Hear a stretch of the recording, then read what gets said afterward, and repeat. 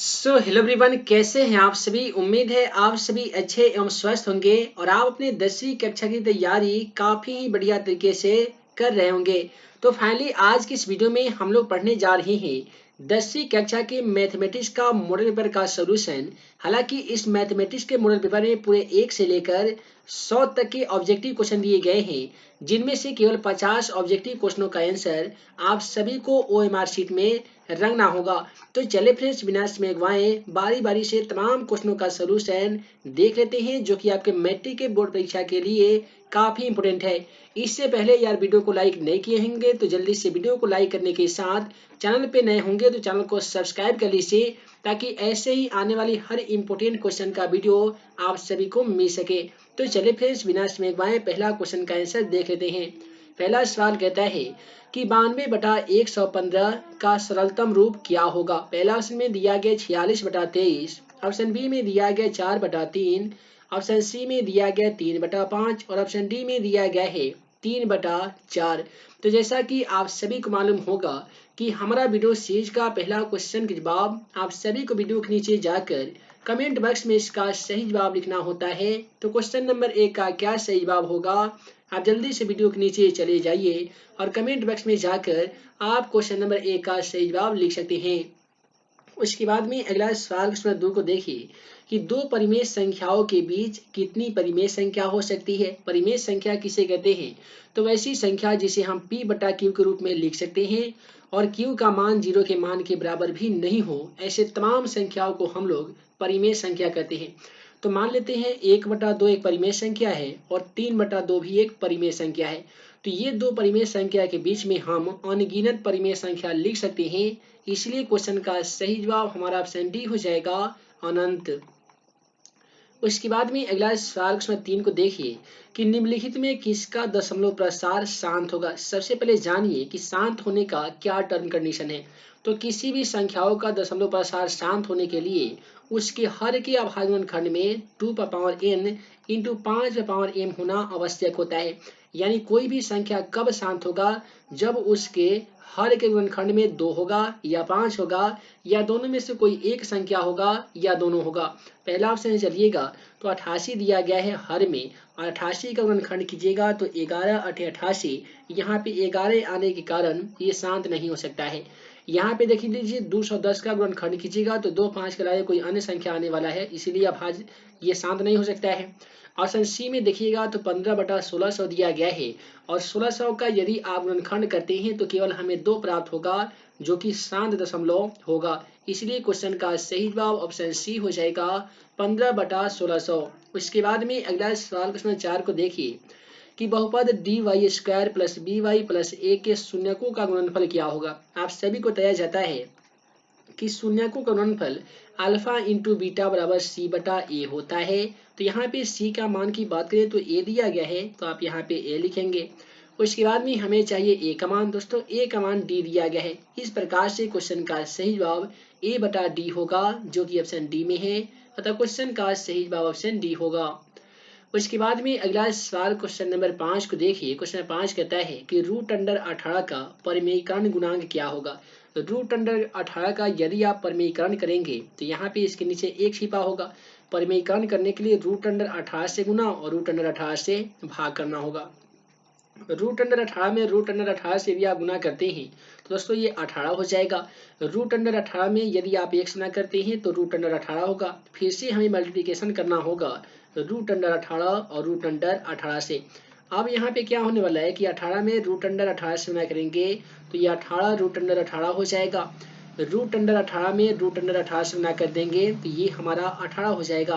18 से 18 कर जाएगा तो प्राप्त संख्या √18 होगा, जो कि ऑप्शन डी में है, अतः क्वेश्चन का सही जवाब ऑप्शन डी हो जाएगा। इस क्वेश्चन का सॉल्यूशन करने से हमें एक चीज मालूम चलता है कि कोई भी अभाज्य संख्या अगर रूट में हो, जैसे सॉरी अपरिमेय संख्या हो, जैसे √3 हो, √5, √7 और ऐसे संख्याओं का परिमेयीकरण गुणांक आपसे पूछा जाए तो जितना क्वेश्चन दिया जाता है उतना ही क्वेश्चन का सही जवाब आ जाता है।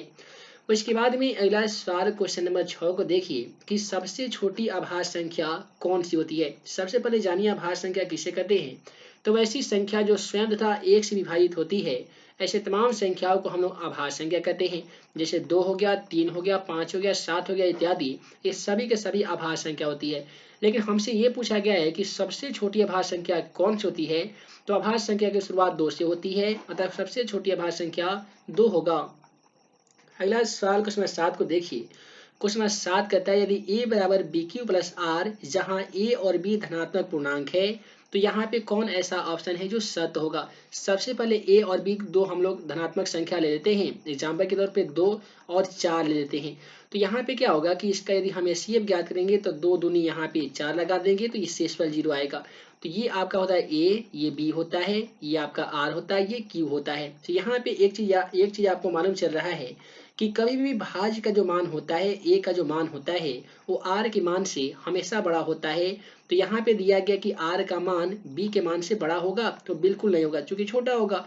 तो ऑप्शन सी को देख लीजिए, r का जो मान है यानी शेषफल का जो मान है वो भाज्य के मान से छोटा होता है, जो कि ऑप्शन सी में है। अतः क्वेश्चन का सही जवाब ऑप्शन सी हो जाएगा। इसके बाद में अगला सवाल क्वेश्चन 8 हमारा कहता है निम्नलिखित में से कौन सी परिमेय संख्या है। सबसे पहले परिमेय संख्या का परिभाषा जानिए। वैसी संख्या जिसे हम p बटा q के रूप में लिख सकते हैं और q का मान 0 के मान के बराबर भी नहीं हो, ऐसे तमाम संख्याओं को हम लोग परिमेय संख्या कहते हैं। पहला में 4 रूट अंडर 3 दिया गया है, जो कि अपरिमेय संख्या है। रूट अंडर 7 अपरिमेय संख्या है, साथ ही रूट अंडर 8 भी एक अपरिमेय संख्या है। ऑप्शन डी में देखिएगा तो रूट अंडर 5 से रूट अंडर 5 कट जाएगा, प्राप्त संख्या 6 होगा, जो कि एक परिमेय संख्या है। अतः क्वेश्चन का सही जवाब ऑप्शन डी हो जाएगा। और इसके बाद में इसी प्रकार से अगला सवाल क्वेश्चन नंबर 9 को देखिए। तो दोस्तों क्वेश्चन नंबर 9 यहाँ पे कहता है कि द्विघात बहुपद x square plus 12x plus 35 का शून्यक क्या होगा। शून्यक धनात्मक होगा, ऋणात्मक होगा, या दोनों बराबर होगा, या इनमें से कोई नहीं होगा। तो इसका सॉल्यूशन करने के लिए सबसे पहले समीकरण को हम लोग सॉल्व करेंगे। तो देखिए एक्स स्क्वायर और 35 में गुना कीजिएगा तो आपका 35 ही होगा, और बीच में है प्लस 12। तो 12 को दो ऐसे संख्याओं में हमें बांट देना है कि गुना करेंगे तो प्लस 35 आना चाहिए, जोड़ेंगे या घटाएंगे तो प्लस 12 आ जाना चाहिए। तो ऐसा करते हैं, एक्स स्क्वायर प्लस में कर देते हैं 7x, प्लस में कर देते हैं 5x। इससे क्या होगा कि 7 5 12 हो जाएगा, और 7 5 35 भी हो जाएगा। प्लस 35 को सेम टू सेम लिख दीजिए। दोनों में हमारा x कॉमन मिल रहा है, तो x को कॉमन करेंगे तो यहाँ पे x प्लस 7 हो जाएगा। दोस्तों यहाँ पे अब हम लोग क्या करेंगे, यहाँ पे x प्लस 7 लिख दिए हैं, यहाँ से हम प्लस 5 को कॉमन कर लेते हैं, तो यहाँ पे x प्लस 7 5 35, यहाँ पे भी x प्लस 7 होगा। अब ये दोनों संख्याओं को हमें एक साथ लिखना होगा, यानी x प्लस 5 को एक साथ, और x प्लस 7 दोनों में घनिष्ठ है, तो x प्लस 7 लिख देंगे। अब आप सभी को मैथमेटिक्स का नियम मालूम होगा कि कोई भी संख्या प्लस में हो बराबर की उधर जाकर वो माइनस में हो जाती है, यानी x प्लस 5 बराबर 0, तो x बराबर -5 हो जाएगा। उसी प्रकार से x बराबर ये -7 हो जाएगा। तो यहाँ पे आप देख पा रहे हैं कि दोनों को दोनों माइनस में आया है, यानी दोनों को दोनों ऋणात्मक संख्या होगा, जो कि ऑप्शन बी में है। अतः क्वेश्चन का सही जवाब ऑप्शन बी हो जाएगा। क्वेश्चन नंबर 10 कहता है निम्नलिखित में से कौन सी अपरिमेय संख्या है। पहला ऑप्शन चलिएगा तो रूट अंडर 21 दिया गया है, और रूट अंडर 121 का वर्गमूल 11 होता है, जो कि परिमेय संख्या है। तो पहला ऑप्शन गलत हो गया। ऑप्शन बी में दिया गया रूट अंडर 196, और 196 का वर्गमूल 14 होता है, जो कि परिमेय संख्या है। डी में दिया गया 289 का वर्गमूल 17 होता है, जो कि परिमेय संख्या है। लेकिन ऑप्शन सी में यदि आप देखेंगे तो रूट अंडर 27 का कोई भी वर्गमूल नहीं होता है, इसलिए क्वेश्चन का सही ऑप्शन सी होगा, रूट अंडर 27 एक अपरिमेय संख्या है। और इसके बाद में क्वेश्चन 11 को देखिए कि बहुपद 5y² - 25 के शून्य क्या हो जाएगा। तो यहाँ पे क्या कीजिएगा कि 5y² और ये जो -25 दिया गया है बराबर की ओर जाकर ये +25 हो जाएगा। यदि आप y² बराबर यहाँ पे 25 लिखते हैं तो 5 जो गुना में दिखाई दे रहा है बराबर की ओर जाकर ये भाग में हो जाएगा, और ये 5 मर्तबे कट जाएगा। y पर से यदि आप स्क्वायर हटा देते हैं तो 5 पे प्लस माइनस में रूट आ जाएगा। इससे हमें ये पता चलता है कि y का जो मान होगा वो +√5 और -√5 होगा। ये दोस्तों +√5 और -√5 ऑप्शन सी में दिया गया है। अतः क्वेश्चन का बिल्कुल सही जवाब ऑप्शन सी हो जाएगा। उसके बाद में इसी प्रकार से अगला सवाल क्वेश्चन 12 को देखिए कि एक द्विघाती बहुपद के शून्य का योग तथा गुणनफल क्रमशः 3 और -40 है। तो द्विघाती बहुपद होगा, सबसे पहले द्विघाती बहुपद का फॉर्मूला जान लीजिए। वो होता है x² माइनस होता है alpha plus beta into x, plus होता है अल्फा इंटू बीटा। तो यहाँ पे हम क्या करेंगे कि x square minus alpha plus beta का जो मान है वो 3 दिया गया है, तो आप यहाँ पे 3 लिखिएगा, गुने एक्स का मान तो एक्स लिखिए, प्लस में है अल्फा इंटू बीटा का मान। तो दोस्तों अल्फा इंटू बीटा का मान -40 है, तो प्लस इंटू -40 आप इस प्रकार से लिख सकते हैं। उसके बाद में कीजिएगा एक्स स्क्वायर माइनस 3x, उसके बाद में प्लस और माइनस मिलकर माइनस हो जाएगा, 40 का 40 बराबर 0। तो दोस्तों x square minus 3x minus 40, x square minus 3x minus 40 option A में दिया गया है, अतः क्वेश्चन का बिल्कुल सही जवाब ऑप्शन ए हो जाएगा। उसके बाद में अगला सवाल क्वेश्चन नंबर 13 को देखिए, कहता है कि युग्म समीकरण x प्लस 2y बराबर 4 तथा 2x प्लस 4y बराबर 8 का हल होगा। तो यहाँ पे इसका कितना हल होगा कैसे जानेंगे, तो सबसे पहले हम लोग याद करेंगे a1 बटा a2। दोस्तों a1 का मान कुछ भी नहीं है तो हम लोग 1 मानेंगे, a2 का मान 2 है तो 2 लिखेंगे। उसके बाद में हम लिखेंगे b1 बटा b2, b1 की मान की बात करें तो 2 दिया गया है तो हम 2 लिखेंगे, b2 का मान 4 दिया गया है, इसे यदि हम कटा देंगे तो 1 बटा 2 हो जाएगा।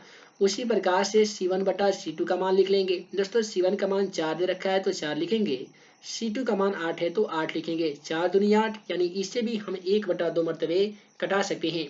आप सभी को हमेशा फॉर्मूला में आप सभी को हम लगभग 2-3 बार बता दिए होंगे कि यदि a1 बटा a2 बराबर में b1 बटा b2 बराबर में यदि c1 बटा c2 यदि आएगा ना किसी भी युगपत समीकरण का, तो उसका अनंत हल होता है, यानी अनगिनत हल होता है। इसलिए क्वेश्चन नंबर 13 का सही जवाब ऑप्शन डी हो जाएगा, अनगिनत हल। उसके बाद में अगला सवाल क्वेश्चन 14 को देखिए कि यदि बहुपद एक्स स्क्वायर प्लस ए एक्स माइनस बी के शून्यक एक दूसरे के व्युत्क्रम हो तो बी का मान क्या हो जाएगा। सबसे पहले समझिए कि व्युत्क्रम होता क्या है। तो दोस्तों किसी भी संख्या को उल्टा लिख देना व्युत्क्रम कहलाता है। यानी मान लेते हैं कि 3 कोई एक संख्या है, उसे 1/3 के रूप में लिख देंगे तो 3 का व्युत्क्रम 1/3 हो जाएगा। उसी प्रकार से x कोई संख्या है तो उसका व्युत्क्रम उल्टा होगा, 1/x हो जाएगा। अब यहाँ पे कहता है कि एक जो इसका शून्यक होगा, तो सबसे पहले कौन सा बहुपद है, द्विघात बहुपद है, और द्विघात बहुपद का शून्य क्या होता है, तो अल्फा इंटू बीटा होता है, अल्फा होता है और बीटा होता है। तो एक जो शून्यक है अल्फा जो है उसका व्युत्क्रम है यानी 1/अल्फा है, तो अल्फा इंटू बीटा का फॉर्मूला हम लोग लगाएंगे जिसका फॉर्मूला c/a होता है। अल्फा से अल्फा कट जाएगा तो यहाँ पे 1 बचेगा, c का मान की बात करेंगे तो -b रखा है तो आप -b लिखिएगा। उसके बाद में हमें चाहिए a का मान। दोस्तों a का मान कुछ भी नहीं दिया गया तो हम लोग 1 लिखेंगे, तो इसके बाद में हम क्रॉस मल्टीप्लिकेशन कर देंगे। -b में यदि आप x गुना करते हैं तो -b हो जाएगा, 1 में x गुना करते हैं तो 1 हो जाएगा। यदि आप केवल b बराबर लिखते हैं 1 तो जो माइनस यहाँ पे दिख रहा है ये इधर आ जाएगा, -1 हो जाएगा। तो क्वेश्चन का सही जवाब ऑप्शन बी होगा, -1। उसके बाद में अगला सवाल क्वेश्चन 15 को देखिए कि अर्धवृत्त का कोण होता है। यानी दोस्तों अर्धवृत्त का जो कोण है वो कैसा होता है। पहला ऑप्शन 60 डिग्री, उसके बाद में दिया गया ऑप्शन बी में 45 डिग्री, 90 डिग्री और यहाँ पे 30 डिग्री दिया गया है। याद रखिएगा अर्धवृत्त का जो कोण है वो समकोण होता है, और समकोण कितना डिग्री का होता है, तो 90 डिग्री का होता है। इसलिए क्वेश्चन का सही जवाब ऑप्शन सी हो जाएगा, 90 डिग्री। उसके बाद में अगला सवाल क्वेश्चन 16 को देखिए। दोस्तों क्वेश्चन 16 कहता है कि द्विघात समीकरण a x square plus b x plus c बराबर 0 जहाँ a does not equal to 0 के मूल वास्तविक नहीं है यदि। दोस्तों मूल वास्तविक नहीं होने के लिए जो शर्त है ना वो d का जो मान है वो 0 के मान से छोटा होना चाहिए, और d बराबर क्या होता है, तो वो होता है बी स्क्वायर माइनस 4ac और लेस देन 0 कर दीजिए। इस प्रकार का ऑप्शन डी में दिया गया है, अतः क्वेश्चन नंबर 16 का सही जवाब ऑप्शन बी हो जाएगा, B square minus 4ac less than 0।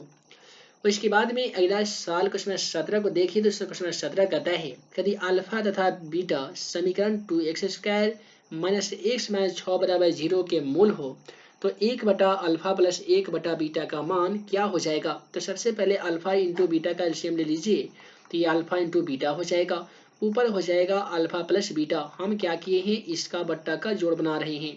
Alpha plus beta का फॉर्मूला -b/a होता है, तो वहीं पे अल्फा इंटू बीटा का फॉर्मूला c/a होता है। a से a यदि हम कटा देंगे तो प्राप्त जो हमें होगा वो -b/c होगा। तो आइए यहाँ पे लिख लेते हैं -b/c। उसके बाद में हमें फार्मूला का माइनस लिख देंगे, उसके बाद हमें चाहिए b का मान। तो दोस्तों b का मान कुछ भी नहीं है तो हम लोग 1 मानेंगे जो कि ऑलरेडी माइनस में है। उसके बाद में हमें चाहिए सी का मान, तो सी का मान -6 है, तो यहाँ पे -6 लिखेंगे। उसके बाद में क्या हो जाएगा कि माइनस और माइनस ऊपर मिलकर ये +1 हो जाएगा और बट्टा -6 हो जाएगा। तो -1/6 ऑप्शन डी में दिया गया है, अतः क्वेश्चन का जो बिल्कुल सही जवाब होने वाला है वो ऑप्शन डी होगा -1/6। उसके बाद में अगला सवाल क्वेश्चन 15 को देखिए कि समांतर श्रेणी 3, 4, 11, 18 डॉट डॉट का 21वां पद क्या होगा। यहाँ पे आप सभी से 21वां पद पूछा गया है। तो सबसे पहले ए का मान लिख लीजिए। ए का मतलब प्रथम पद, ए का मान 3 है। उसके बाद में हम लोग सार्वंतर ज्ञात करेंगे, यानी दूसरे तथा पहले पदों का अंतर ज्ञात करेंगे। तो A2 - A1 होता है सार्वंतर का फॉर्मूला। A2 का जो मान है वो 4 है, आप यहाँ पे 4 लिख सकते हैं। A1 का मान 3 है, तो आप 3 लिखिएगा। तो कितना हो जाएगा, 4 में से 3 घटेगा तो 1 हो जाएगा। हमें ज्ञात करना है 21वां पद। तो दोस्तों 21वां पद ज्ञात करने का, A21 ज्ञात करने का आसान फॉर्मूला क्या है, तो A + n - 1 गुणे डी है, या आप शॉर्टकट में ज्ञात कीजिएगा तो A + 20D हो जाएगा। यानी जितना भी पद ज्ञात करना हो उतना में से आपको एक घटाकर और लिख देना होता है। आसानी तरीके से आपका क्वेश्चन का सही जवाब आ जाता है। तो दोस्तों हम लोग क्या करेंगे कि यहाँ पर करेंगे A+ उसके बाद में 21 में से A कम करेंगे तो 20D हो जाएगा। यहाँ पे A का मान की बात करेंगे तो 3 दे रखा था, तो हम लोग 3 लिखेंगे +20 गुने, उसके बाद में हमें चाहिए D का मान। तो दोस्तों हालांकि जो D का हम लोग गलती ज्ञात कर लिए हैं, D का जो मान था A2 - A1 करेंगे तो ये 4 और 3 ये आपका 7 हो जाएगा। तो यहाँ पे आपको 7 लिखना होगा, ठीक है, क्योंकि ये -3 था, हम इसे प्लस समझ बैठे थे। तो अब यहाँ पे क्या करेंगे कि 3 + 7 में 3 से 20 में 7 से गुना करेंगे तो 7 दूनी 14, यानी आपका ये 140 हो जाएगा। इसके बाद में ये जो आपका ए का जो मान है वो -3 था, तो यहाँ पे आप माइनस लिखिएगा, ये भी आपका -3 हो जाएगा। -3 + 140 मिलकर कितना हो जाएगा, तो आप कहेंगे सर 137 हो जाएगा, जो कि ऑप्शन डी में है। अतः क्वेश्चन का जो बिल्कुल सही जवाब होने वाला है ऑप्शन डी होगा -137, सॉरी +137। अगला सवाल क्वेश्चन नंबर 19 को देखिए। क्वेश्चन 19 कहता है कि समीकरण में कौन सा द्विघात समीकरण है। दी गई समीकरण में कौन सा द्विघात समीकरण है, आसान भाषा में समझिए। आपके मैट्रिक एग्जाम पेपर में 100% ऐसा 1 से 2 सवाल 100% आपके मैट्रिक एग्जाम में पूछा जाता है और आपके भी एग्जाम में पूछा जाएगा। तो कैसे पहचानिएगा कि द्विघात समीकरण है अन्यथा नहीं है। एक चीज याद रखिएगा, कोई भी ऐसा चर हो जो बट्टा में दिया गया हो वो कभी भी आपका द्विघात समीकरण नहीं हो सकता है। तो यहाँ पे भी बट्टा में दिया गया तो नहीं होगा। ऑप्शन डी में भी बट्टा में दिया गया चर, जिसके कारण ये आपका द्विघात समीकरण नहीं हो सकता है। कोई भी ऐसा चर हो जो रूट के अंदर हो, ये भी आपका कभी भी द्विघात समीकरण नहीं हो सकता है। तो ऑप्शन बी भी आपका गलत हो गया।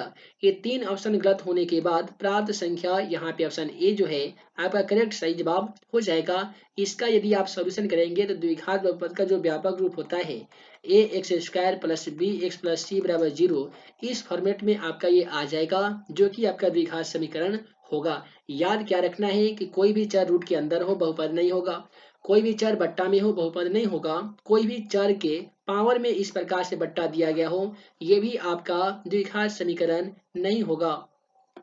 इसके बाद में क्वेश्चन 20 को देखिए। दोस्तों क्वेश्चन 20 कहता है कि समांतर श्रेणी 80, 76, 72, 68 डॉट डॉट का कौन सा पद शून्य होगा। कौन सा पद शून्य होगा, यानी जो आपका an का जो मान है वो 0 दे रखा है। आपसे पूछा गया है कि n का मान बताइए। तो दोस्तों सबसे पहले a का मान लिख लेते हैं। a का मतलब प्रथम पद 80 दिया गया है। उसके बाद में हम ज्ञात करेंगे d, और d ज्ञात करने का आसान फॉर्मूला a2 - a1। तो दोस्तों A2 का जो मान है वो 76 है, आप यहाँ पे 76 लिखिएगा। A1 का जो मान है वो 80 दे रखा है। 76 में से 80 को घटा लीजिएगा तो ये आपका -4 आ जाएगा। उसके बाद में an का जो मान है क्वेश्चन के अकॉर्डिंग 0 है। इसके बाद में हमारा जो फॉर्मूला कहता है an बराबर a + n - 1 गुने d होता है। तो दोस्तों an का मान की बात करें तो 0 है। उसके बाद हमें चाहिए a का मान। तो दोस्तों a का मान यहाँ पे 80 है, n का मान मालूम नहीं है तो n - 1 को सेम टू सेम लिखेंगे। उसके बाद में यहाँ पे चाहिए d का मान, और d का मान -4 है। अब यहाँ पे हम क्या करेंगे कि 0, ये जो +80 दिख रहा है बराबर की लगाकर ये -80 हो जाएगा, ठीक है। तो यहाँ पे हम -80 इस प्रकार से लिख देंगे। तो यहाँ पे केवल बचेगा n - 1 और गुने बचेगा -4। 0 में से 80 घटाइएगा तो कोई भी परिवर्तन नहीं होगा, -80 का -80 हो जाएगा। यहाँ पे गुना -4 दिख रहा है, बराबर की तरफ जाकर माइनस जो 4 है वो गुना से जाकर भाग में हो जाएगा। उसके बाद में यहाँ पे केवल बचेगा n-1। देखिए माइनस से माइनस कट जाएगा और 20 चौका 80, ये 20 मरतबे कट जाएगा। तो यहाँ पे 20 बराबर n-1 हो गया है। यदि आप n बराबर यहाँ पे 20 लिख लेते हैं तो जो -1 दिख रहा है बराबर कराकर ये +1 हो जाएगा। तो 20 और 1 21 हो जाएगा और यहाँ पे हो जाएगा n, यानी n का जो मान आ गया है वो 21 आ गया है। अतः हम कह सकते हैं कि 21वां जो पद हो जाएगा ना वो शून्य हो जाएगा। यहाँ पे क्वेश्चन में 21 हमारा कहता है यदि समांतर श्रेणी का सामान्य पद 6-4n है तो इसका सारवंतर अर्थात d का मान क्या होगा। तो सबसे पहले यहाँ पे हम n का जो मान है वो 1 रख के इस क्वेश्चनों का सोल्यूशन करेंगे। दिया गया 6-4n, तो यहाँ पे लिखेंगे 6-4 गुने n का मान हम लोग 1 रखेंगे। तो ये 6-4 में 1 ना करेंगे तो 4 हो जाएगा और 6 में से यदि आप 4 माइनस करेंगे तो कितना हो जाएगा, तो 2 हो जाएगा। उसके बाद में n का मान दूसरी बार में हम लोग 2 रखेंगे। तो यहाँ पे क्या हो जाएगा कि 6-4 गुने n के बदले में हम 2 लिखने वाले हैं।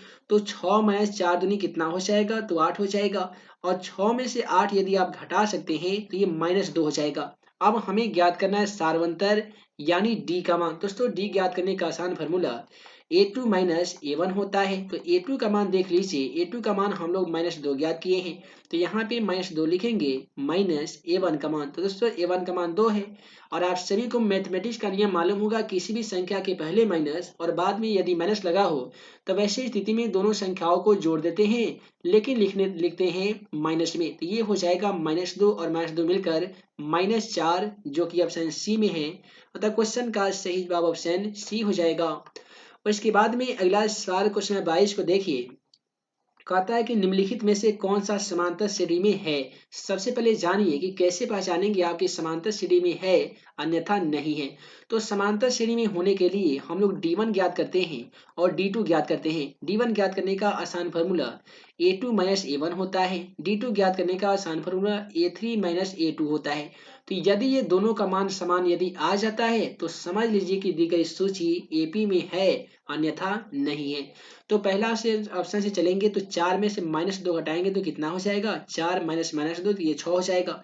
फिर -6 में से 4 घटाएंगे तो ये -10 हो जाएगा। तो ये कभी भी आपका बराबर नहीं आ रहा है, तो दी गई सूची एपी में नहीं होगा। ऑप्शन बी को देखिए, ए स्क्वायर में से ए घटाइएगा तो दूसरा संख्या आएगा, ए क्यू में से ए स्क्वायर घटाइएगा तो ये भी दूसरा आ जाएगा जो कि एपी में नहीं है। डी को देखिए, तो 3 में से 1 घटाइएगा तो 2 आएगा, 9 में से 3 घटाइएगा तो 6 आएगा। यदि ये 2 आया है तो ये भी 2 आना चाहिए एपी में होने के लिए। तो ये आपका ऑप्शन भी गलत है। अतः क्वेश्चन का सही जवाब ऑप्शन सी हो जाएगा। 3/2 1/2 -1/2 -3/2 जो है यह एपी में है, क्योंकि इसका d1 और d2 का जो मान है वो समान आता है।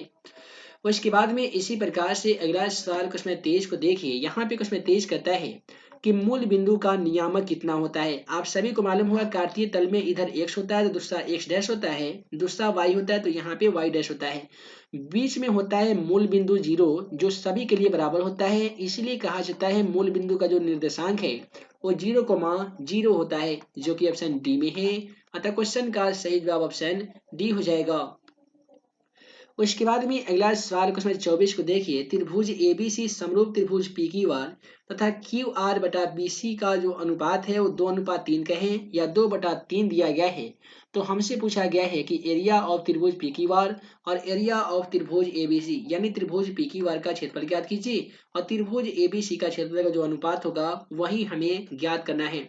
आप सभी 9th में एक प्रमेय पढ़े होंगे कि दो समरूप त्रिभुज के भुजाओं का अनुपात उसके संगत भुजा के वर्गों के अनुपात के बराबर होता है। तो संगत भुजा कितना दिया गया है, तो 2/3 दिया गया है। फाइनली इसका स्क्वायर कर दीजिए तो 2 का स्क्वायर दोस्तों 2 दूनी 4 हो जाएगा, 3 का स्क्वायर 3 तिहाई 9 हो जाएगा। तो 4:9 ऑप्शन ए में देने के कारण क्वेश्चन का बिल्कुल सही जवाब ऑप्शन ए हो जाएगा। यदि ऑप्शन इस प्रकार से नहीं रहता तो आपका जो क्वेश्चन का सही जवाब होता वो 4:9 हो जाता। उसके बाद में अगला सवाल क्वेश्चन 25 को देखिए। दोस्तों क्वेश्चन 25 क्या कहता है कहता है कि दी गई आकृति में x का मान बताइए। आप सभी को एक चीज याद रखना होगा कि ये दोनों कोणों को यदि हम जोड़ देंगे तो ये हमारा कोण का मान आ जाएगा। तो यहाँ पे हमें ज्ञात करना है ये वाला कोण, और ये वाला जो कोण होता है ये कोण के बराबर होता है। और आप सभी को ये भी मालूम होगा कि त्रिभुज के तीनों कोणों का जो योगफल है वो 180 डिग्री होता है।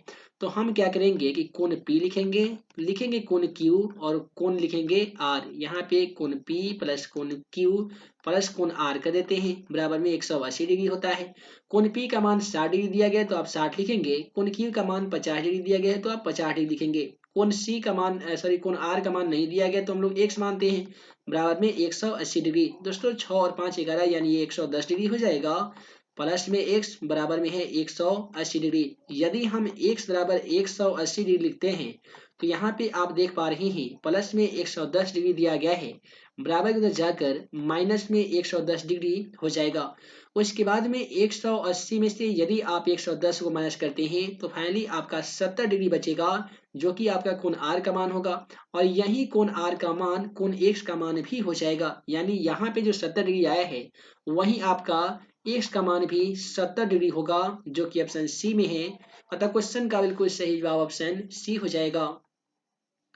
उसके बाद में अगला सवाल क्वेश्चन नंबर 26 को देखिए कि बिंदु R में दिया गया 0,6, एस में दिया गया 8,0 को मिलाने वाले रेखाखंड का मध्य बिंदु का नियामक क्या होगा। तो मध्य बिंदु का नियामक ज्ञात करने का आसान फॉर्मूला x बराबर होता है x1 प्लस x2 बटा 2, तो वहीं पे y बराबर होता है y1 प्लस y2 बटा 2। यहाँ पे देख लीजिए ये आपका x1 का मान, तो दूसरा यहाँ पे y1 का मान होगा, ये x2 तो दूसरा y2 का मान होगा ना जी।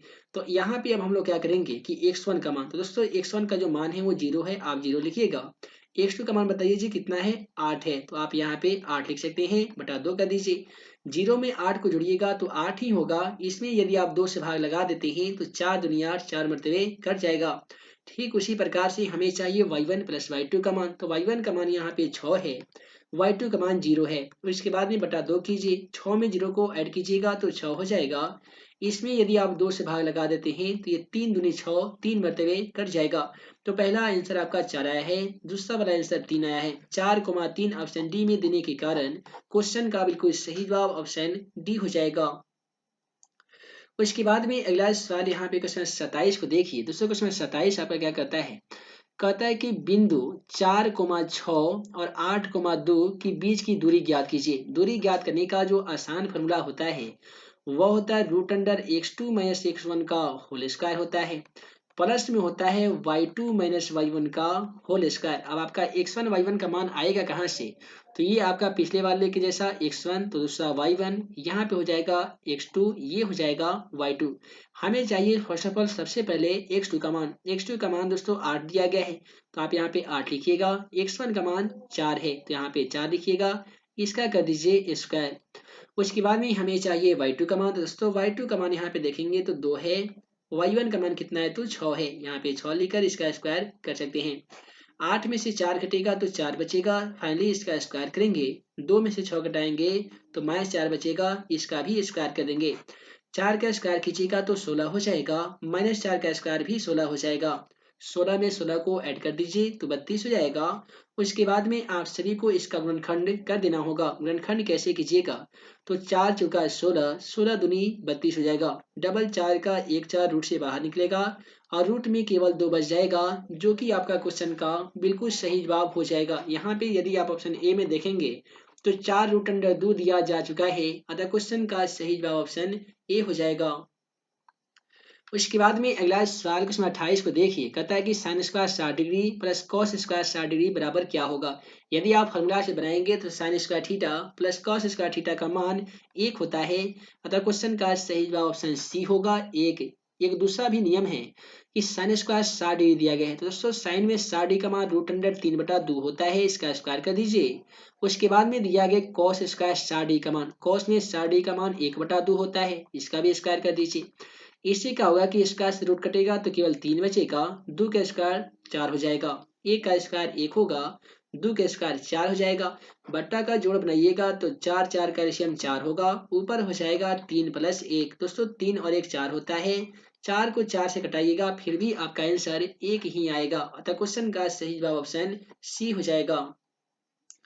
और इसके बाद में अगला सवाल क्वेश्चन 29 को देखिए कि यदि रैखिक समीकरण का युग्म संगत हो तो रेखाएं कैसी होगी। हमेशा के लिए जान जाइए कि किसी भी रैखिक समीकरण का युग्म संगत होने के लिए उसकी रेखाएं जो है या तो समपाती होगी या प्रतिच्छेदी होगी। तो क्वेश्चन का सही जवाब ऑप्शन डी हो जाएगा, प्रतिच्छेदी या समपाती।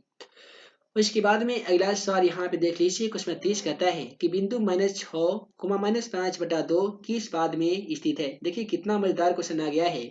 और एक चीज जान लीजिए, इस प्रकार से क्वेश्चन एक नंबर का 100% आपके मैट्रिक के एग्जाम पेपर में पूछा जाएगा। आसान भाषा में जानिए कि यदि कोई भी बिंदु, देखिए ये फर्स्ट होता है, ये दूसरा होता है, ये थर्ड होता है, ये फोर्थ होता है। पहले चतुर्थांश या पहले पाद में दोनों बिंदु प्लस में होता है। ये आपका पहले माइनस बाद में प्लस होता है, ये दोनों माइनस में होता है, पहले प्लस बाद में माइनस होता है, तो इसे चतुर्थ पाद कहते हैं। तो यहाँ पे यदि आप क्वेश्चन को देखेंगे तो -6, -5 दिया गया है, दोनों में माइनस लगने के कारण ये आपका तृतीय पाद में स्थित होगा, जो कि ऑप्शन सी में है। अतः क्वेश्चन का सही जवाब ऑप्शन सी हो जाएगा। उसके बाद में अगला सवाल क्वेश्चन 31 क्या कहता है कि त्रिभुज पी क्यू आर में भुजा क्यू आर को एस बिंदु तक इस प्रकार बढ़ाया गया है कि कोण पी आर एस बराबर 120 डिग्री हो गया है। तो कोण क्यू पी आर बराबर 63 डिग्री है, तो कोण पी क्यू आर का मान ज्ञात कीजिए। देखिए सबसे पहले त्रिभुज पी क्यू आर कहता है, तो इस प्रकार से हम लोग त्रिभुज बना देंगे, इसका नाम पी रखेंगे, तो इसका क्यू तो दूसरा का आर रखेंगे। कहता है कि क्यू आर को, देखिए ये वाला क्यू आर जो भुजा है इसको एस तक बढ़ाया गया है, यहाँ तक बढ़ा देंगे, इसका नाम एस दे देंगे। इस प्रकार बढ़ाया गया है कि कोण पी आर एस, देखिए पी आर एस इसका जो मान है वो 120 डिग्री है क्वेश्चन के अकॉर्डिंग। कोण क्यू पी आर ये जो मान है वो क्वेश्चन के अकॉर्डिंग 63 डिग्री है। आपसे पूछा गया है कोण पी क्यू आर का मान, पी क्यू आर का मान, ये वाला जो कोण होगा ना यही हमें ज्ञात करना है। आप सभी को पिछले वाले क्वेश्चन में बताए हैं कि ये दोनों कोणों को जोड़ देते हैं तो ये वाला कोण हमें प्राप्त होता है। तो यदि हम इसे x मानेंगे तो हम क्या करेंगे कि लिखेंगे कि कोण p प्लस कोण q, ठीक है, बराबर ये हो जाएगा कोण r के, यानी वाला ये वाला। तो कोण P का जो मान है क्वेश्चन के अकॉर्डिंग 63 है, कोण Q को हम लोग x मानते हैं, बराबर में 120 है। यदि x बराबर लिखते हैं 120 तो यहाँ पे जो 63 है प्लस में है, बराबर को लगाकर माइनस में 63 हो जाएगा।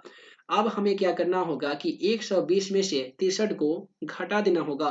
तो जैसे घटा देंगे ना तो क्वेश्चन का सही जवाब 37 आ जाएगा। तो 37 ऑप्शन, सॉरी 37 कर रहे हैं, 57 डिग्री आ जाएगा। तो 57 डिग्री यदि आप ऑप्शन के मुताबिक चलिएगा तो ऑप्शन बी में 57 डिग्री दिया जा चुका है। अतः क्वेश्चन का सही जवाब ऑप्शन बी हो जाएगा। बहुत सिंपल था, 120 में से हमने 63 को माइनस किया और हमारा फाइनली क्वेश्चन का आंसर आ चुका है।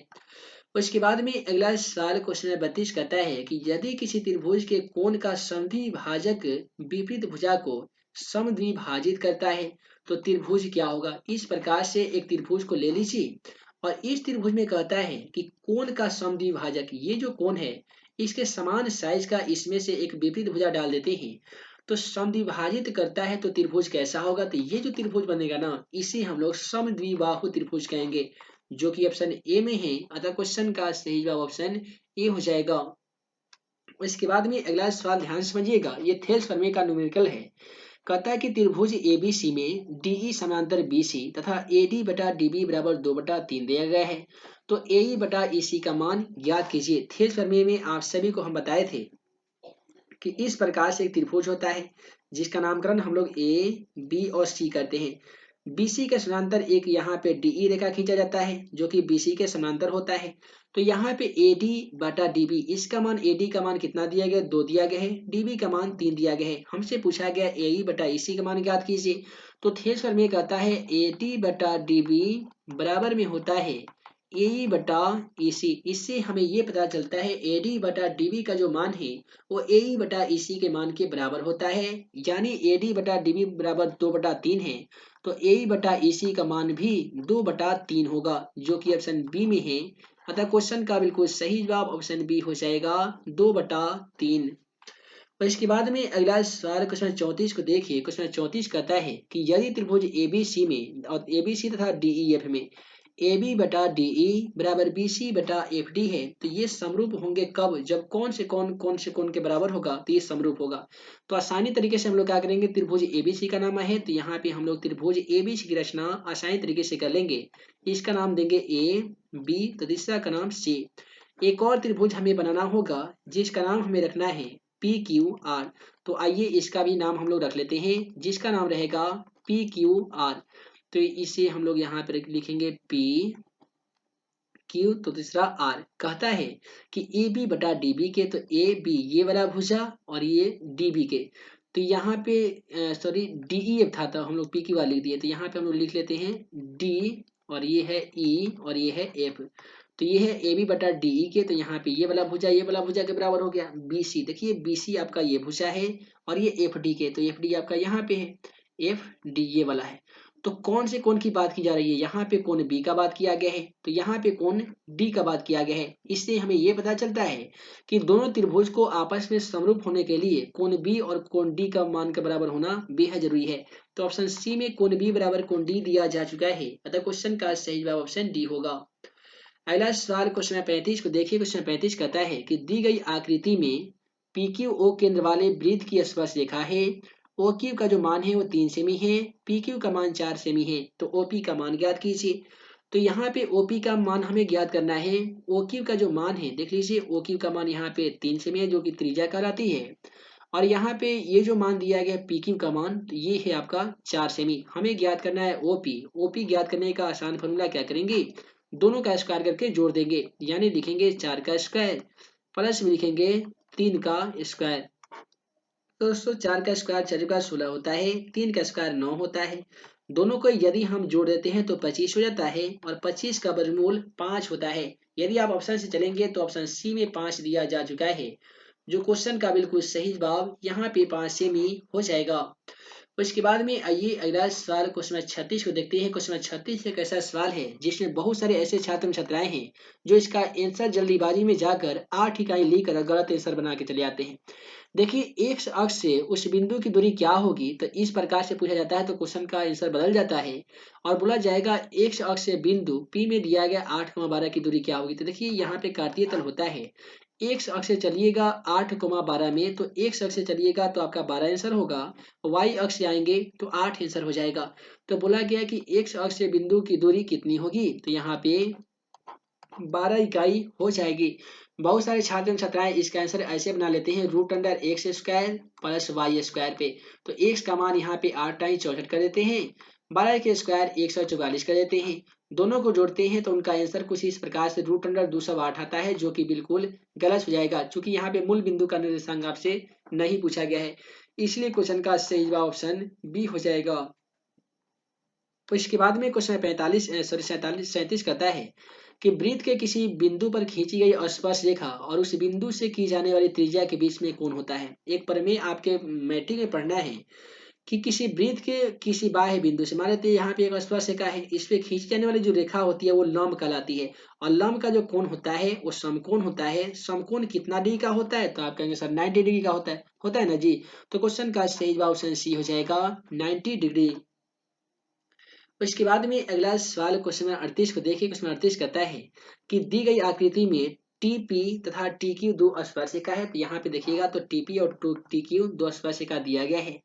वो केंद्र वाले वृत्त पर इस प्रकार है कि कोण पी टी क्यू बराबर 50 दिया गया है। अगर कोण पी टी क्यू यानी ये जो कोण है क्वेश्चन के अकॉर्डिंग 50 डिग्री दे रखा है, तो कोण पी ओ क्यू का मान ज्ञात कीजिए। तो हमें ये वाला कोण ज्ञात करना है, तो हम आसानी तरीके से कैसे ज्ञात करेंगे, तो देखिए ये जो कोण होता है ना, कोण टी का मान और कोण ओ का जो मान है इसे हम जोड़ देते हैं तो ये 180 के मान के बराबर हो जाता है। यानी हम कोण 50 लिखेंगे, कोण ओ का तो मान है नहीं, x मानेंगे, तो ये दोनों कोण हम मिलकर 180 डिग्री के बराबर हो जाएगा। तो यदि आप x बराबर लिखते हैं 180, तो यहाँ पे जो 50 था प्लस में दिया गया है, बराबर कर जाकर -50 जाएगा। और इसके बाद में 180 में से यदि हम 50 को घटा देते हैं तो ये कितना हो जाएगा, तो आप कहेंगे सर 130 हो जाएगा। तो 130 ऑप्शन ए में देने के कारण क्वेश्चन का बिल्कुल सही जवाब ऑप्शन ए हो जाएगा 130 डिग्री। उसके बाद में अगला सवाल क्वेश्चन 39 को देखिए। क्वेश्चन 39 कहता है कि दिए गए समकोण त्रिभुज पी क्यू आर तथा कोण आर पी क्यू में बराबर थीटा है। यदि पी क्यू बराबर 3 सेमी है तथा पी आर बराबर 6 सेमी है तो थीटा का मान बताइए। यहाँ पे देख लीजिए फिगर दिया गया है, इसमें थीटा का मान हमें बताना होगा। तो दोस्तों ये है पी का मान, तो दूसरा है एच का मान। तो पी बटा एच किस में होता है, तो आप कहेंगे सर साइन में होता है।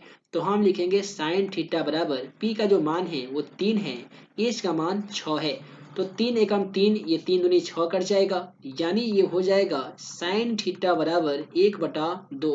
और आपसे यहाँ पे ध्यान ये लगाइए कि साइन में कितने डिग्री का जो मान है वो 1/2 के मान के बराबर होता है। तो दोस्तों साइन में जो 30 डिग्री का मान होता है वो 1/2 होता है, इसलिए क्वेश्चन का सही जवाब ऑप्शन ए हो जाएगा 30 डिग्री यानी 30 डिग्री। अगला सवाल क्वेश्चन 40 को देखिए कि यदि tan a बराबर 3/4 हो तो cos a का मान ज्ञात कीजिए। tan का फॉर्मूला p बटा b होता है, cos का फॉर्मूला b बटा h होता है। तो यहाँ पे b के बदले में हम आसान तरीके से 4 तो लिख सकते हैं, लेकिन h का मान मालूम नहीं है। h ज्ञात करने का आसान फॉर्मूला √p² प्लस b² होता है। दोस्तों p का जो मान है वो 3 है, तो 3 का स्क्वायर कर देंगे तो 9 हो जाएगा। p का जो मान है वो 4 है, 4 का स्क्वायर करेंगे 16 हो जाएगा। उसके बाद में दोनों संख्याओं को ऐड कर देंगे तो दोस्तों 16 और 9 25 होता है, 25 का वर्गमूल 5 होता है, इसलिए क्वेश्चन का जो बिल्कुल सही जवाब हो जाएगा वो 4/5 होगा। 4/5 ऑप्शन बी में देने के कारण क्वेश्चन का सही जवाब ऑप्शन बी हो जाएगा।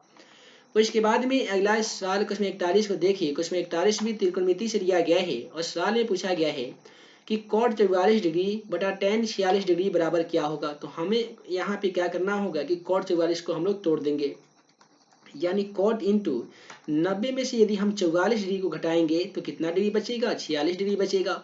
नीचे वाला जो दिया गया tan 46, इसे सेम टू सेम लिख दीजिए, tan 46 डिग्री का tan 46 डिग्री। आप सभी को कॉटीपूरक वाले फॉर्मूला में बताए थे कि cot इंटू 90 माइनस थीटा बराबर tan थीटा होता है। तो यहाँ पे tan लिखिएगा, थीटा के बदले में आपको 46 लिखना होगा, और नीचे तो ऑलरेडी tan 46 डिग्री दिया गया है।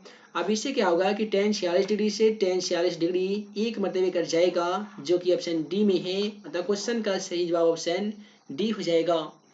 और इसके बाद में अगला सवाल क्वेश्चन 42 को देखिए, कहता है कि निम्नलिखित में से किसका मान सबसे अधिक है। ये चारों ऑप्शनों में से किसका जो मान है वो सबसे अधिक है।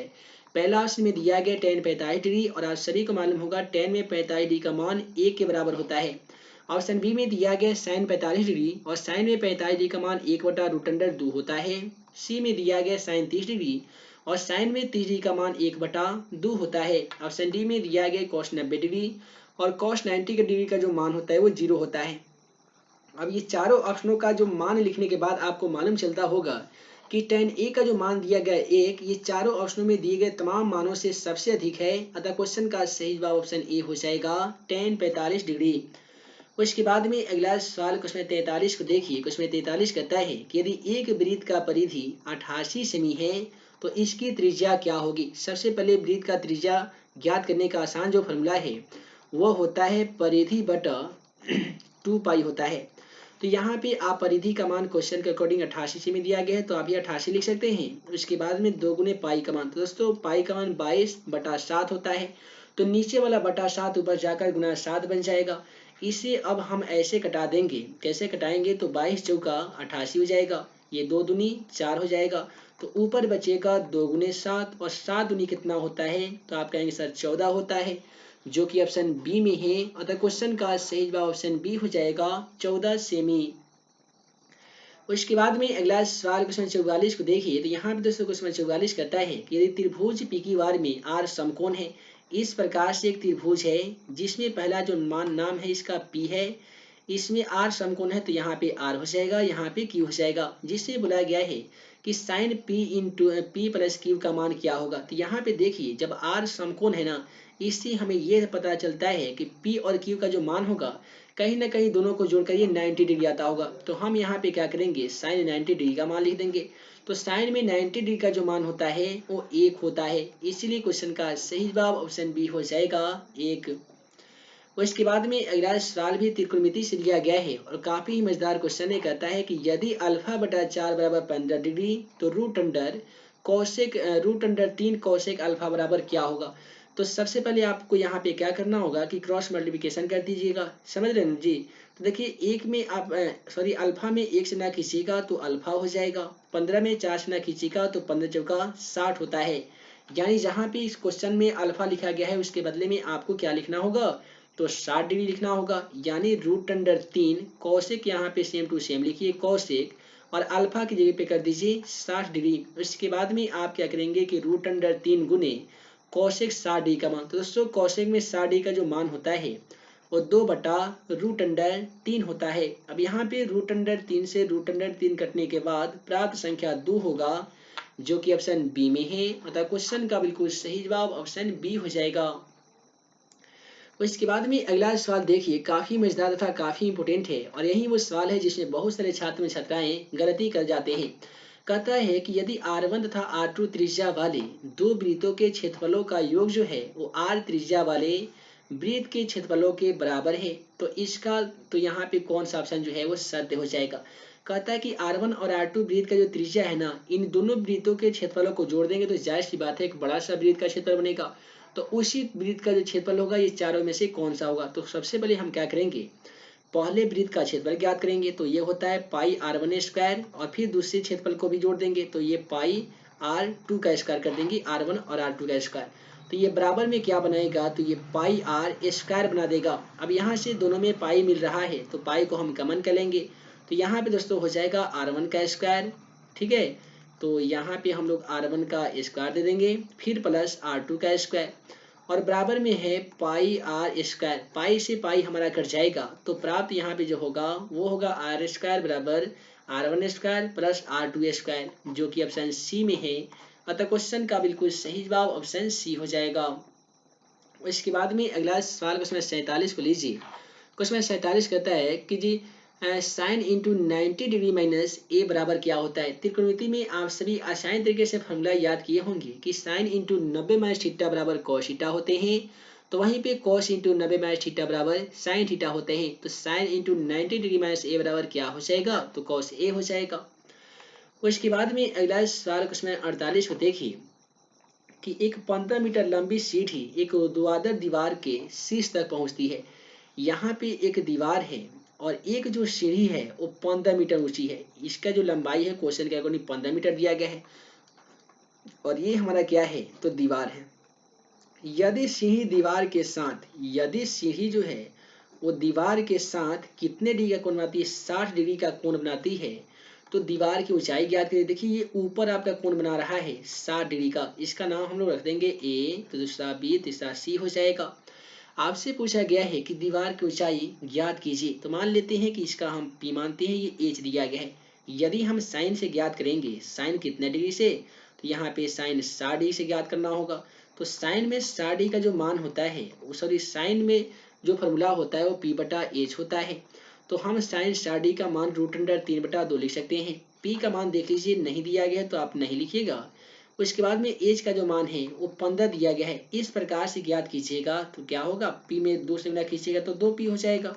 15 में √3 से गुना कीजिएगा तो 15√3 हो जाएगा। यदि आप p बराबर 15√3 लिखते हैं तो जो 2 गुना में दिख रहा है ये भाग में हो जाएगा, इसे कटा देंगे तो 7.5 √3 मरते कटेगा, तो 7.5√3 कोई भी ऑप्शन में नहीं दिया गया है। अतः क्वेश्चन का सही जवाब ऑप्शन बी हो जाएगा 7.5 मीटर। इसका सॉल्यूशन दूसरे तरीके से कैसे करेंगे, तो यदि आप cos 60 से बनाते तो यहाँ पे cos 60 डिग्री बराबर b/h होता है। cos में 60 डिग्री का मान 1/2 होता है, तो उसके बाद में हमें चाहिए b का मान। ठीक है, तो यहाँ पे ये तो h का मान है, तो b का मान कुछ भी नहीं है, तो आप यहाँ पे b लिखिएगा। h का मान देख लीजिए 15 दिया गया है। अब यहाँ पे क्या करना होगा, 2 में b से गुना कीजिएगा तो 2b हो जाएगा, 15 में 1 से गुना कीजिएगा तो 15। यदि b बराबर आती है आप लिखते 15 तो 2 गुना में है तो भाग में हो जाएगा, कटाने के बाद 7.5 आ जाएगा। उसके बाद में अगला सवाल क्वेश्चन 49 को देखिए। क्वेश्चन 49 भी त्रिकोणमिति से लिया गया है और क्वेश्चन कहता है कि cot 1 degree into cot 89 degree बराबर क्या हो जाएगा। तो cot 1 डिग्री को सबसे पहले आपको तोड़ना होगा, cot इंटू 90 में से 1 हटाइएगा तो जाहिर सी बात है 89 हो जाएगा। उसके बाद में इंटू में दिया गया है cot 89, तो यहाँ पे cot 89 को cot 89 लिख लीजिए। अब cot इंटू 90 माइनस थीटा बराबर क्या होता है, तो दोस्तों tan थीटा होता है। यहाँ पे थीटा का जो मान है वो 89 डिग्री दिया गया है, और यहाँ पे भी है cot 89। आप सभी एक फॉर्मूला पढ़े होंगे त्रिकोणमिति में कि tan थीटा गुने cot थीटा का मान 1 होता है, उसी प्रकार से tan 89 इंटू cot 89 का मान भी 1 होगा, जो कि ऑप्शन ए में है।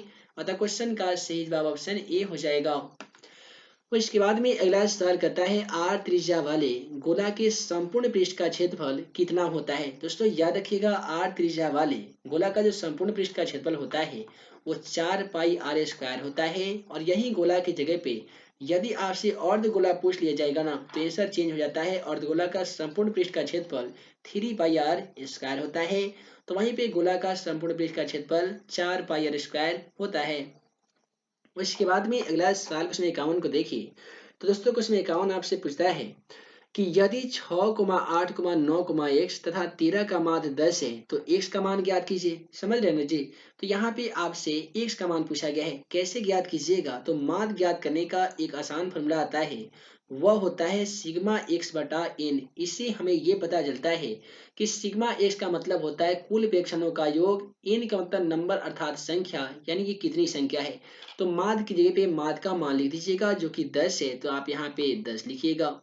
उसके बाद में सिग्मा एक्स, तो दोस्तों सिग्मा एक्स में जितने भी संख्या दी गई है सभी संख्याओं को जोड़ेंगे, यानी लिखेंगे 6 plus 8 plus 9 plus x plus 13। ये टोटल कितनी संख्या है। तो 3 2 5 संख्या है, तो आप यहाँ पे 5 आसान तरीके से लिख सकते हैं।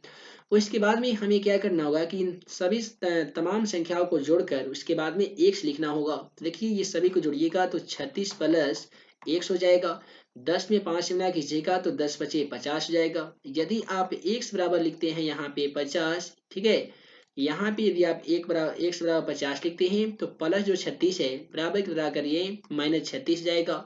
और 50 में से 36 घटने के बाद क्वेश्चन का बिल्कुल सही जवाब 14 हो जाएगा। यदि आप ऑप्शन के मुताबिक चलेंगे तो ऑप्शन डी में 14 दिया जा चुका है, अतः क्वेश्चन का सही जवाब ऑप्शन डी हो जाएगा। इसके बाद में अगला सवाल क्वेश्चन नंबर 52 को देख लीजिए। दोस्तों क्वेश्चन 52 प्रायिकता से लिया क्षेत्रमिति से लिया गया है। कहता है कि यदि शंकु की ऊंचाई और त्रिज्या दोगुनी कर दी जाए तो शंकु का आयतन हो जाएगा। तो सबसे पहले क्या करेंगे कि शंकु का आयतन ज्ञात करेंगे। शंकु का आयतन 1/3 पाई आर स्क्वायर एच होता है। तो यहाँ पे हमें क्या करना है, 1/3 पाई को सेम टू सेम आर का मान दोगुना करना है, यानी 2r का स्क्वायर करना है, और ऊंचाई को भी दोगुना करना है, यानी 2h कर देना है। तो इससे क्या होगा कि 1/3 पाई को पाई लिखिए और 2 का स्क्वायर 2 दूनी 4r स्क्वायर हो जाएगा गुने 2h हो जाएगा। यानी यहाँ पे देखिएगा तो 1/3 पाई को पाई 4 में 2 से गिरेंगे तो 8 आर स्क्वायर एच हो जाएगा। और शंकु का आयतन होता है 1/3 पाई आर स्क्वायर एच होता है। तो इसमें अंतराल कितना का है, तो देखेंगे तो आप 8 गुना का अंतराल है। अतः हम कह सकते हैं कि जब भी शंकु की ऊंचाई और त्रिज्या यदि हम दोगुना करेंगे ना, तो आयतन जो हो जाएगा वो 8 गुना बढ़ जाएगा, जो कि ऑप्शन डी में है। अतः क्वेश्चन का सही जवाब ऑप्शन डी हो जाएगा। उसके बाद में अगला सवाल क्वेश्चन 53 को देखिए। क्वेश्चन 53 कहता है कि निम्नलिखित में से वितरण के लिए दिए गए बहुलक वर्ग का निम्न सीमा क्या होगा। आपसे ये नहीं पूछा गया कि बहुलक क्या होगा, बल्कि बहुलक में जो सीमा होती है ना, उच्च सीमा और निम्न सीमा, तो सबसे आपको निम्न सीमा बताना है, सबसे छोटा बहुलक वर्ग बताना होगा। तो बहुलक क्या होता है कि बराबरता में जो सबसे बड़ी संख्या होती है वही बहुलक कहलाती है। इस क्वेश्चन में बहुलक आपका 22 है और इसका उच्च सीमा जो है वो 20 है, निम्न सीमा 15 है। हमसे पूछा गया है निम्न सीमा बताइए, तो निम्न सीमा कितना हो जाएगा, तो दोस्तों 15 होगा, जो कि ऑप्शन ए में है। अतः क्वेश्चन का सही जवाब ऑप्शन ए होगा। और इसके बाद में अगला सवाल क्वेश्चन 54 कहता है निम्नलिखित में से कौन सा आलेख द्वारा निर्धारित नहीं किया जा सकता है। पहला ऑप्शन माध्य दिया गया है, बहुलक दिया गया है, बहुलक और माध्यक दिया गया है। तो यहाँ पे देखिए आलेख के माध्यम से हम माध्यक भी ज्ञात कर सकते हैं, बहुलक भी ज्ञात कर सकते हैं, लेकिन मीम अर्थात माध्य एक ऐसा ऑप्शन यहाँ पे दिया गया है जिसे हम आलेख के द्वारा निर्धारित नहीं कर सकते हैं। इसलिए क्वेश्चन का सही जवाब ऑप्शन ए हो जाएगा। ठीक है, उसके बाद में आइए इसी प्रकार से हम आप सभी को अगला क्वेश्चन का सॉल्यूशन बता देते हैं। अगला सवाल भी छितमेती से लिया गया है और सवाल में पूछा गया है कि दो घनों के आयतनों का अनुपात 1:27 है, तो उनके कोरों का अनुपात क्या हो जाएगा। तो दोस्तों यहाँ पे आयतन का अनुपात दिया गया है और आपसे भुजा का अनुपात पूछा गया है। तो क्या कीजिए, आयतन जो होता है घन का वो भुजा का क्यूब होता है, इसीलिए आपको क्यू रूट अंडर लगाना होगा। एक में भी क्यू रूट अंडर लगा दीजिए और 27 में भी आप क्यू रूट अंडर इस प्रकार से लगा सकते हैं, क्यू रूट अंडर 27। अब क्यू रूट अंडर का मतलब होता है कि रूट में जो संख्या है उसका 3 जोड़ा लगा कर एक जोड़ा बाहर निकालते हैं। उसके बाद में 27 को गुना करेंगे तो 3 तिहाई 9 त्रिका 27 जाएगा। डबल एक का ट्रिपल एक का एक रूट से बाहर निकल जाएगा और ट्रिपल 3 का एक 3 जो है वो रूट से बाहर निकल जाएगा। तो इस प्रकार से 1:3 क्वेश्चन का सही जवाब होगा जो कि ऑप्शन सी में है। अतः क्वेश्चन का सही जवाब ऑप्शन सी हो जाएगा। उसके बाद में अगला सवाल देखिए। अगला सवाल क्वेश्चन 56 कहता है कि यदि tan थीटा बराबर 1 हो तो थीटा का मान क्या होगा। तो दोस्तों tan में आपसे पूछा गया है कि tan में कितने डिग्री का जो मान है वो 1 होता है। तो दोस्तों tan में 45 और cot में भी 45 डिग्री का मान 1 होता है, इसलिए क्वेश्चन का सही जवाब ऑप्शन बी हो जाएगा, cot 45 डिग्री। अगला सवाल क्वेश्चन 57 को देखिए। क्वेश्चन 57 कहता है कि एक भुजा वाली समबाहु त्रिभुज का क्षेत्रफल क्या होगा। तो दोस्तों एक भुजा वाले समबाहु त्रिभुज का जो क्षेत्रफल होता है वो रूट अंडर 3/4 भुजा का स्क्वायर होता है और भुजा का मान जब x दिया गया है तो फॉर्मूला क्या बनेगा, रूट अंडर 3/4 x का स्क्वायर वर्ग इकाई, यानी क्वेश्चन का सही जवाब ऑप्शन बी हो जाएगा। अगला सवाल प्रोबेबिलिटी अर्थात प्रायिकता से लिया गया है और सवाल में हमसे ये पूछा गया है कि 52 ताशों की पत्ती में से एक गड्डी को अच्छी प्रकार से फेंट कर उसमें से यदृच्छा एक पत्ता निकाला जाता है तो उसमें रानी आने की प्रायिकता कितनी हो जाएगी। यहाँ पे कुल परिणामों की संख्या जो दी गई है वो 52 दी गई है और आप तमाम छात्रों को मालूम होगा कि पूरे 52 पत्तों की ताश की एक गड्डी में रानी की जो संख्या होती है वो 4 होती है। तो यहाँ पे आप 4 लिख सकते हैं। इसे कटा दिया 4 एकम 4 और 13 चौका 52। तो क्वेश्चन का सही जवाब 1/13 होगा जो कि ऑप्शन डी में है। अतः क्वेश्चन का सही जवाब ऑप्शन डी हो जाएगा। ये कौन से फॉर्मूला के माध्यम से हम आप सभी को ये क्वेश्चन का सलूशन बता रहे हैं, तो फॉर्मूला जान लीजिए। प्रायिकता का जो फॉर्मूला होता है वह होता है अनुकूल परिणामों की संख्या बटा कुल परिणामों की संख्या। इस क्वेश्चन में रानी आने के अनुकूल परिणामों की संख्या 4 था, कुल परिणामों की संख्या 52 था। इसे बट्टा करके कटाने के बाद 1/13 क्वेश्चन का सही जवाब आ जाएगा। अगला सवाल क्वेश्चन 59 को देखिए। क्वेश्चन 59 कहता है कि यदि P इंटू ई बराबर 0.08 हो, यानी किसी घटना की प्रायिकता इतना दिया गया है तो उसी घटना को नहीं होने की प्रायिकता क्या होगा। तो किसी भी घटना को नहीं होने का प्रायिकता P इंटू जो घटना दिया गया रहता है वो ये आपका फॉर्मूला होता है। तो आप क्या करेंगे, 1 माइनस 0.08 को घटा देंगे। कैसे घटाइएगा, बहुत सारे छात्र छात्राएं जिनको यहाँ पे घटाने नहीं आता है वो जरा ध्यान देंगे। एक के बाद में हम 0.00 तो लिख सकते हैं ना। और इसके बाद में माइनस 0.08 है, घटाएंगे तो देखिए 10 में से 8 घटेगा तो 2 हो जाएगा, ये हमारा 9 बच गया। 9 में से 0 घटाएंगे तो कितना हो जाएगा, 9 हो जाएगा। दशमलव का दशमलव ये ऑलरेडी दहाई लिया जा चुका है तो इसके स्थान पे कोई भी संख्या नहीं होगा, 0 होगा। 0 में से 0 घटाएंगे तो 0 हो जाएगा। 0.92 क्वेश्चन का सही जवाब हो जाएगा जो कि ऑप्शन ए में है।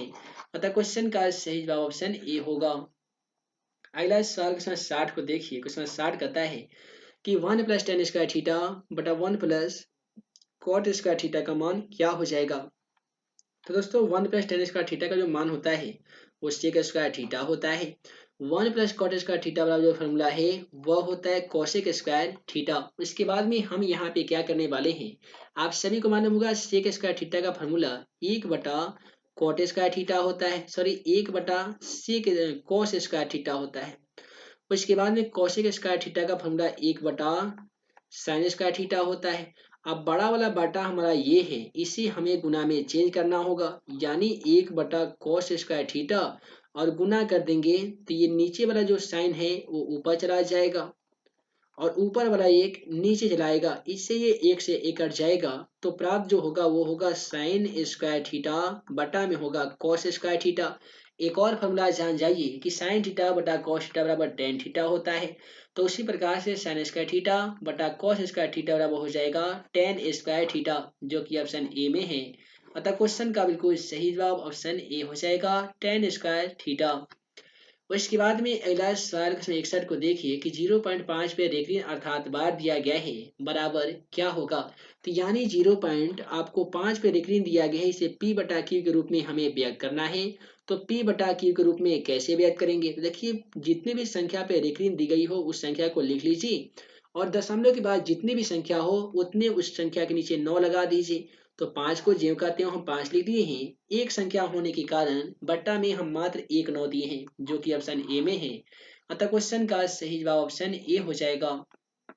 अगला सवाल क्वेश्चन 62 को देखिए कि बहुपद 2x² प्लस 5x माइनस 12 का घात क्या होगा। इसमें आपको घातों की संख्या पूछी गई है, याद रखिएगा। आपको एक से स्क्वायर का गुणांक देखना है कि यहाँ पे घातों की संख्या देखिए कैसे पहचानेगा। एक्स पे जितना भी हाईएस्ट पावर होगा ना, जैसे 2 हो गया, यहाँ पे 3 होता है, किसी पे नहीं होता है, तो इसी में आपको घातों की संख्या मिलती है। यदि यहाँ पे एक्स पावर 3 रहता तो घातों की संख्या हम 3 कहते। घातों की संख्या यहाँ पे देखिएगा तो एक्स पावर 2 है। अतः हम कह सकते हैं कि दिए गए क्वेश्चनों में घातों की संख्या 2 है और ये कौन सा बहुपद है, तो द्विघात बहुपद है। अगला सवाल क्वेश्चन 63 को देखिए। क्वेश्चन 63 क्या कहता है कि रूट अंडर 7 है। दोस्तों रूट अंडर 7 कौन सी संख्या है, तो वैसी संख्या जो रूट के अंदर हो, जैसे रूट अंडर 7 और उसका कोई भी वर्गमूल ना होता हो, तो ऐसे तमाम संख्याओं को हम लोग अपरिमेय संख्या कहते हैं, जो कि ऑप्शन बी में है। अतः क्वेश्चन का सही जवाब ऑप्शन बी हो जाएगा। उसके बाद में क्वेश्चन 64 हमारा क्या कहता है कि x into x square plus 2x बराबर क्या होगा। देखिए बहुत ही सिंपल सवाल है ना जी। क्या करेंगे कि एक्स स्क्वायर में x से गुना करेंगे, तो एक्स स्क्वायर में x से गुना किसी का तो x का क्यूब हो जाएगा, प्लस का प्लस लिख दीजिए। 2x में x से गुना करेंगे तो 2x का स्क्वायर हो जाएगा ना जी। तो क्या होगा कि x cube plus 2x² option A में देने के कारण क्वेश्चन का बिल्कुल सही जवाब ऑप्शन ए होगा, एक्स क्यूब प्लस 2x²। अगला सवाल क्वेश्चन 65 को देखिए कि 28 तथा 72 का मौसा क्या होगा। तो सबसे पहले आपको 28 और 72 का गुणनखंड करना होगा। तो 28 का गुणनखंड आप कैसे करते हैं, 2 मरते लगाते हैं तो 14 हो जाता है, 2 मरते लगाते हैं तो 7 हो जाता है। यानी जब हम 28 का गुणनखंड करते हैं तो प्राप्त संख्या 2 गुने 2 गुने 7 होता है। उसी प्रकार से 72 का गुणनखंड हम यदि करते हैं तो 36 दूनी 72 होता है, ये आपका 28 दूनी 36 होता है। इसके बाद 9 दूनी 18 होता है, 3 तिहाई 9 होता है। यानी यदि हम 72 का यहाँ पे गुणनखंड करें तो 2 गुने 2 गुने 2 गुने 3 होता है। आपसे पूछा गया मौस अर्थात एससीएफ का मान पूछ लिया गया है। एससीएफ के आप किसे कहते हैं, तो जो संख्या दोनों गुणनखंडों में कॉमन आती है उसे हम लोग एससीएफ कहते हैं।